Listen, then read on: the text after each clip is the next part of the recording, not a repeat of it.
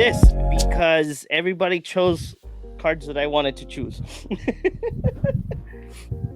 um, One of the cards that I wanted to choose was the blue artifact that gives Planeswalkers and two additional effects, the Proliferate and the extra turn.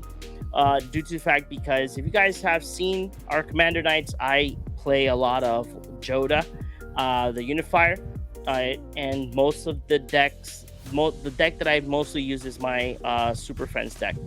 It's not CDH. It's just a fun, have a lot of Planeswalkers and synergy within the game, and just have a lot of fun. So these are my top five. Most of the couple of these cards, I really do want them for other commander decks. Let's go ahead and start with the first one. Is Tivar Jubilant Brawler. He is one colorless, black, green, legendary planeswalker Tivar. It says that you may activate abilities of creatures you control as though those creatures had haste. I love this, especially because elves. Lathril, that's the first thing that I thought. Lathril. His first ability is +1, untap up to one target creature. And then -2, mill 3 cards. Then you may return a creature card with mana value 2 or less from your graveyard to the battlefield. I do like the card for many things. The -2 gets me maybe an elf. Most of the elves right now are very cheap. The downside is that the strategy of Lathril can change a little bit in regards to that. Probably those 3 cards might be an instant or a sorcery that you need, or milled you a lot of lands. So there has to be kind of an upside, or what I thought is just use the +1, because the +1 lets you untap a creature, so that means more mana.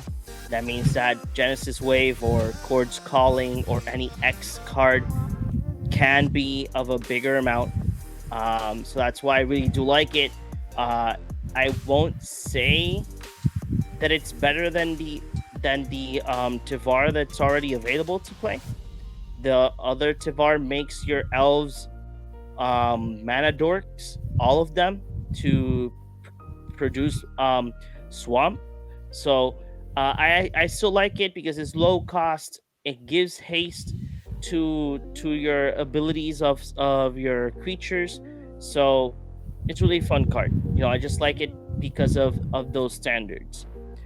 The next one is Kaito Dancing Shadows. This card, when it was released or spoiled, I really did like it. I like the fact that a lot of people were like excited because they can use their colorless drone token.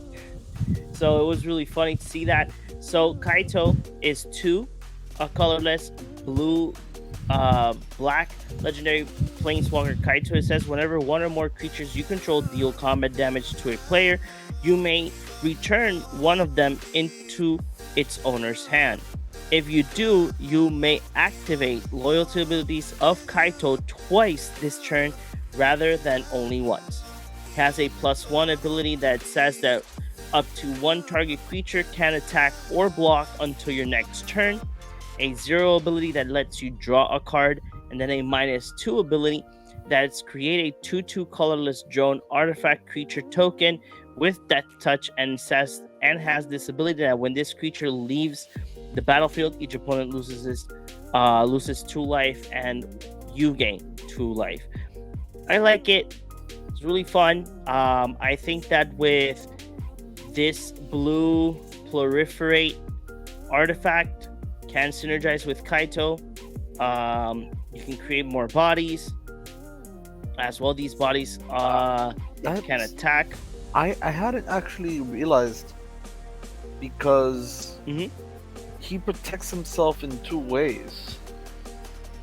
Yes, that's very interesting. Because you protect yourself with a +1, so the creature can't attack. So that way, you can keep plussing him, and then a -2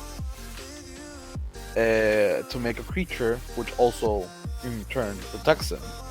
As well, the creature has Death Touch, so it makes makes to like a your rattle. opponent stop. You know, I like it. That's why I like it. The reason I like it is, for the most part, I don't like Planeswalkers with ultimates. And my reason being, people see an ultimate and people like want to get there and like overprotect the Planeswalker, or care about that ability more than the others. I care about like the first two abilities usually, and then really don't care about the ultimate. If the first two abilities are good, then it's, generally speaking, it's a very good card. But ever since they added like passives to Planeswalkers, it's added basically a fourth ability that's just stapled onto him. It's basically an enchantment. And if you think about it that way, especially with Kaito, because he doesn't have a particular ultimate, he's just an enchantment, a massive value enchantment that you get to choose one ability every turn. And in this case, you get to choose two of them. So you could +1 and then smack with a creature because your opponent can't block. Return it to your hand, draw and pay 0, draw a card. Yep.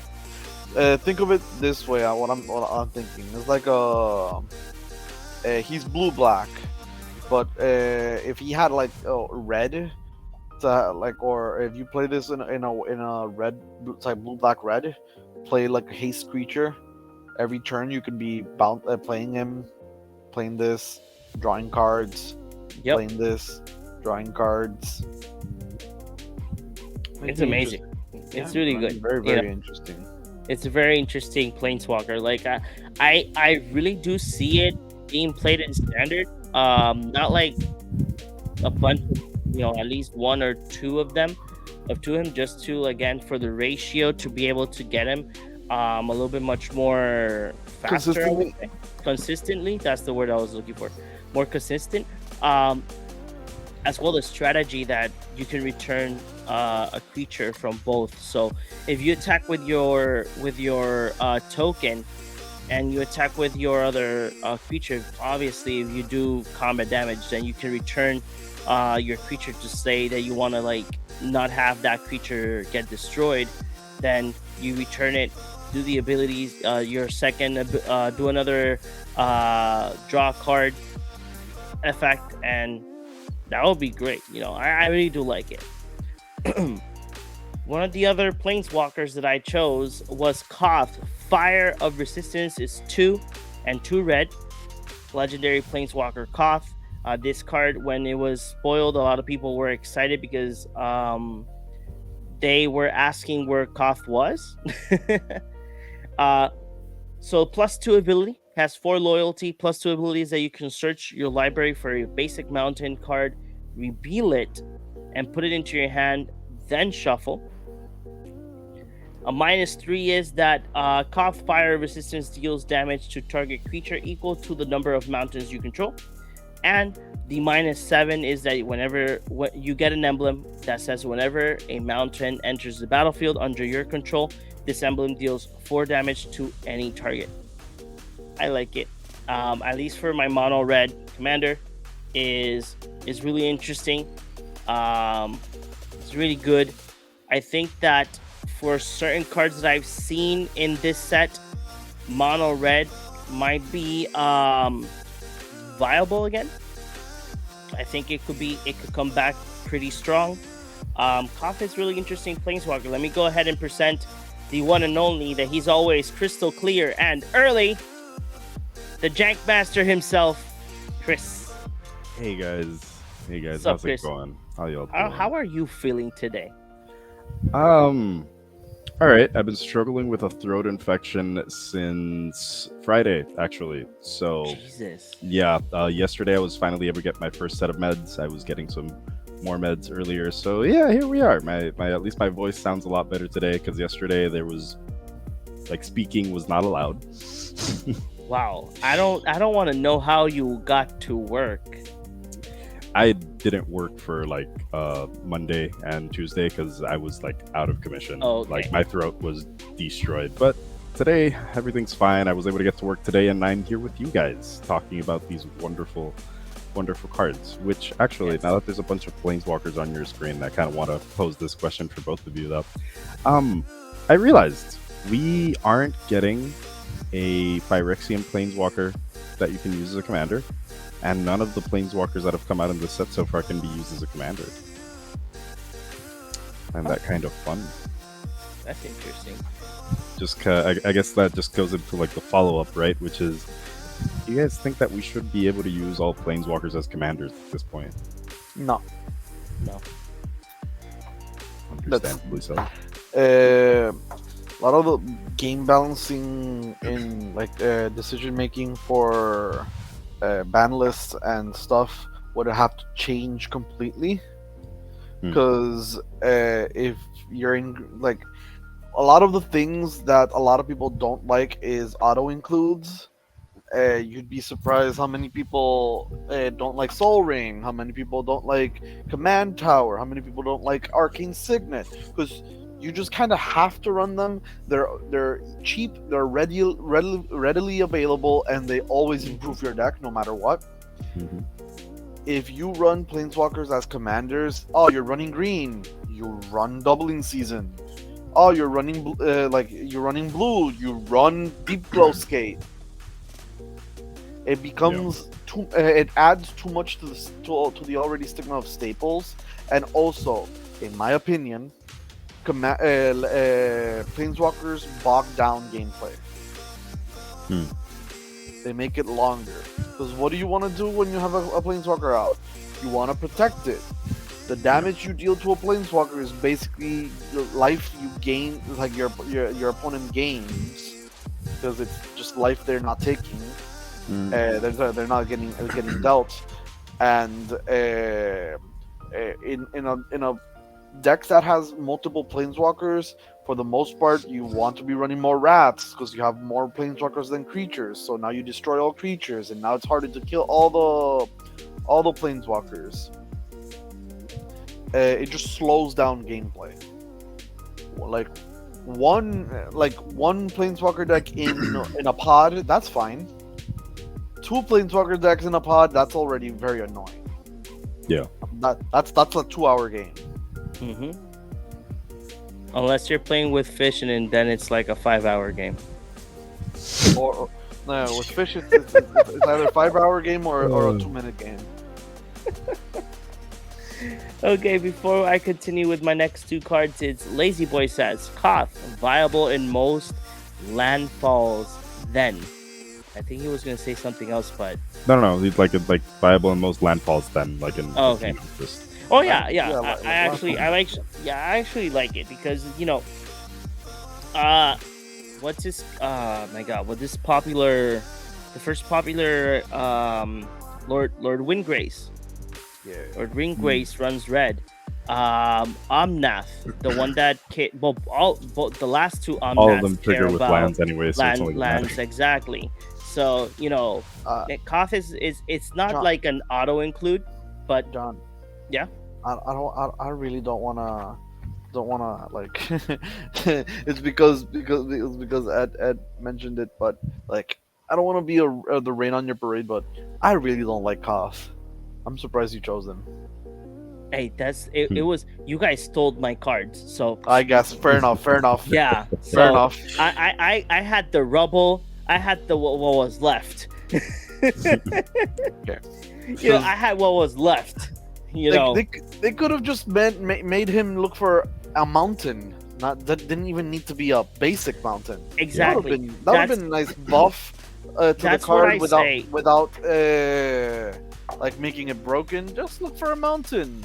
Even though, if I'm not mistaken, I don't remember the other Planeswalkers, but they did see that this card, Koth, was a lazy writing Planeswalker. There's already a Planeswalker that does the exact same 3 things in black. Yeah. Liliana. Liliana, I think she's got the same mana cost too. Yeah, Liliana of the Dark Realms, except her ultimate is a bit different. Because Liliana of the Dark Realms search for your library for a swamp. Her negative ability gives negative X, like twice the number of negative X negatives equal to the number of swamps. And then her ultimate gives you an emblem that all your swamps add 4 mana. Mm-hmm. Exactly. But look, it says whenever a mountain enters the battlefield, it deals 4 damage. Yeah, it's very. There's very your 4 similar. mana. So I'm gonna go with my next card. This card, I did speak about this card with Christopher on the last episode. Lazy Boy was like, "Hey, Coffin's just trying his best, guys." Yeah. I don't know. Koff might be trying his best. The design team at Wizards clearly isn't. This could have been an uncommon Planeswalker, if I'm being honest. But like, let's not talk about it. Yeah, let's just move on. I just chose him just last minute because I did everybody's top 5, and I was like, okay, it's my turn. They chose basically the cards that I wanted to talk about. So what am I gonna do? Just pick the runs that I think that I actually do like. Even though I do like Tivar and Kaito, Koth is just there because it was the last card that I chose. Glissa Sunslayer, one colorless, black and green legendary creature, Phyrexian zombie elf. First strike, death touch. Whenever Glissa Sunslayer deals combat damage to a player, choose one. You can draw a card and lose life, destroy target enchantment, or remove up to 3 counters from target permanent. And it's a 3/3. I like this card for many reasons. One is because it can replace Lathril as a commander. It costs 3 mana. The bad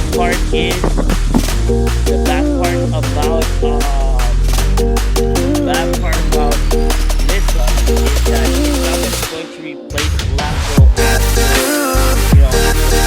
commander. Lathril in the 99. But the downside is that you have a big turn on your back. Due to the fact that you're going to be running elves, you will be running a lot of mana words, so this will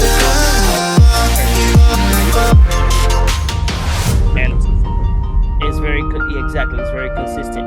As well, the reason why I would say replace Lathril is because when you play Lathril, most of your elves do like to pick up elves from the graveyard, so it's much more easier to say, okay, I'll put Lathril in the graveyard, and then you can just pick her up again with one of these abilities. Glissa would just be there to give you the colors. It's not that it's replacing it, it's just giving you another option that, okay, if Glissa dies, she costs me 5 mana instead of 6 mana. So that's why I say this is replacement, but not of the deck. How do you make a Glissa Sunslayer type of commander, or you can have this card that gives you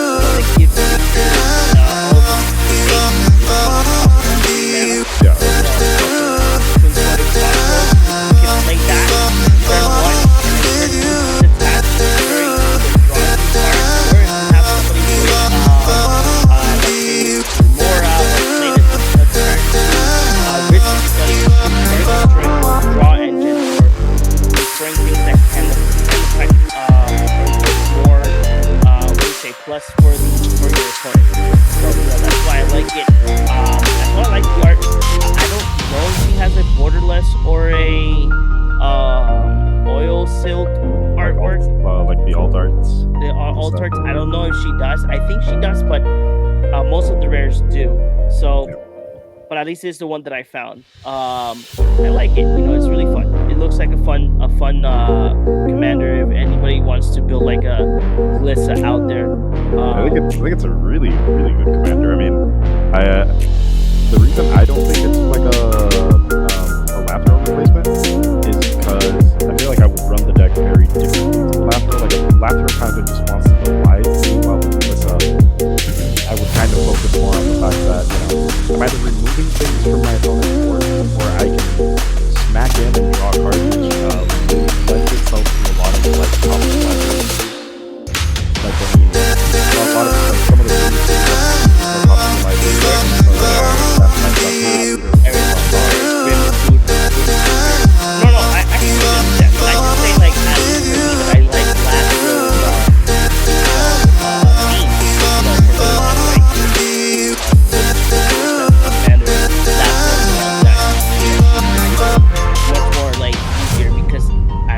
say that Lathril in the 99, you are hiding somewhat what your strategy is. And then you're like, oh look, I Vampiric Tutor Lathril in the top of the deck, I draw it, I have already 20 L's, I have a way to untap them.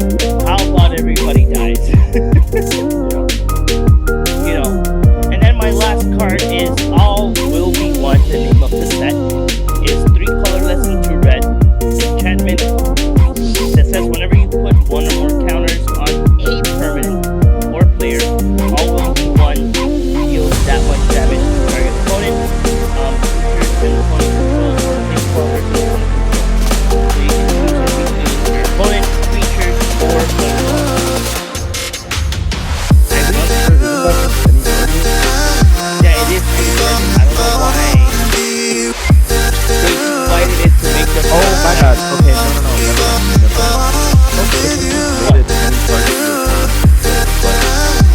I see what the difference between target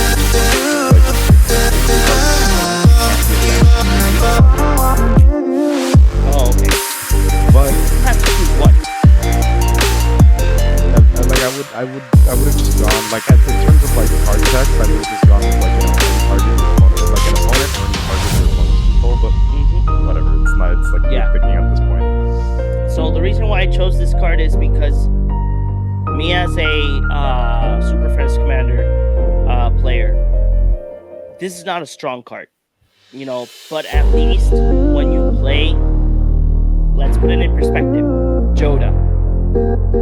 You have cast trigger with Joda, so you still have 1 Planeswalker on the stack while you look for the legendary Cascade.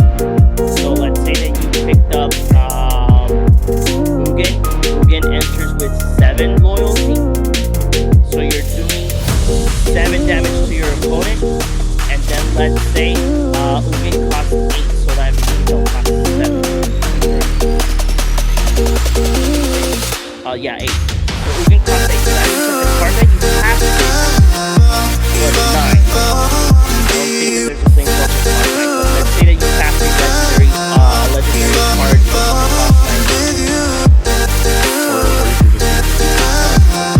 Oh yeah, let's yeah. Like same deal, you're still making anywhere. Exactly. You got a cost. And on the stack, that's still dealing, Ugin 7, that's 11 damage either to someone's face or like, to various things on the board. Exactly. Especially me that I play all Nicol Bolas. All of them have high loyalty except the one from War of the Sparks. But the OG ones, not the OG ones, the one from Hour of Devastation and the OG one are like 7, 8 loyalty Planeswalkers.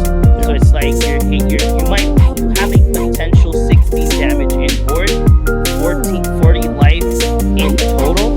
So not saying that this is going to happen early game, but when you put it in perspective, you can either one-shot or not one-shot, but you can finish the game to one of your opponents, and if you're in a pot of 4, it's like, okay, I can make a deal with my opponent. Like, hey, how about I finish him off, you finish the other one off, and then no 1v1. Just say draw, and then you don't need to put our first and second. If there's with I would say it's 5 mana, a little bit costly. For 5 mana, I can cast other things, obviously, in Joda. For instance, I have the Timeless Lotus. It's 5 mana. It gives me it's legendary, so it gives me a 4 CMC or less. Cascade, legendary Cascade. There is Deep Glow Skate. It's 5 CMC as well. There's much more better cards that I can cast for 5 mana than this. But I just added it just to put like ideas to the